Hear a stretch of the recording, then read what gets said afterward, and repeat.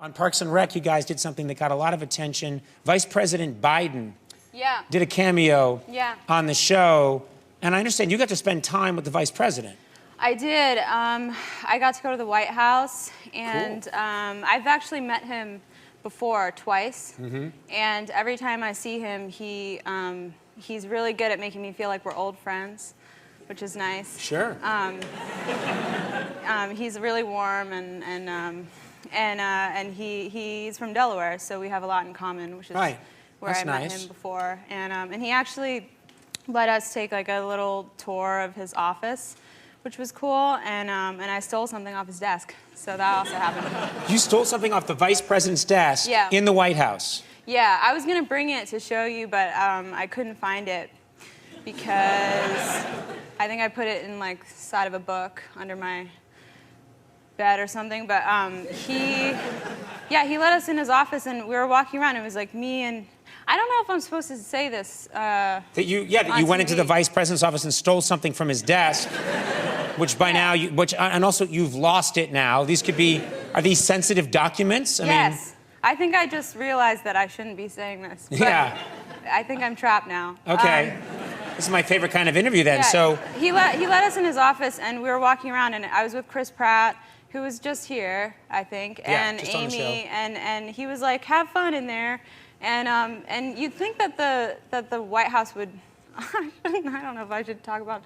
Well, you'd think that the White House should feel like there's like a lot of cameras everywhere or like security. Sure. But it didn't feel that way to me because I kept walking around like pretending like I had an earpiece in, and I kept going, copy, I'm walking slowly to the thing now. And I thought like someone would jump out at me and be like, "You're suspicious." Yeah. But nothing. No. And then Chris Pratt pointed to Joe, I'm gonna call him Joe, to Joe's desk. Sure. And was like, "Look, your name." And there was a card on his desk on a vice president stationery that said my name underlined, and then it had bullet points of facts about my life. And then at the bottom so that he could, when he met you, he could say like, "Oh," and then he could, remember you, and you could think, "Oh, hey, he really remembers." I remember everything about you. You were born on June 26th, and right. And stuff like that. And then at the bottom it said like, "Aubrey claims she met you at a youth leadership conference, and she was the last speaker, parentheses, according to her." So it was a little snarky too. And I was like, and then it's like they don't believe you. Yeah, it's like they should have said, "No way, she's a closer." Yeah. I know.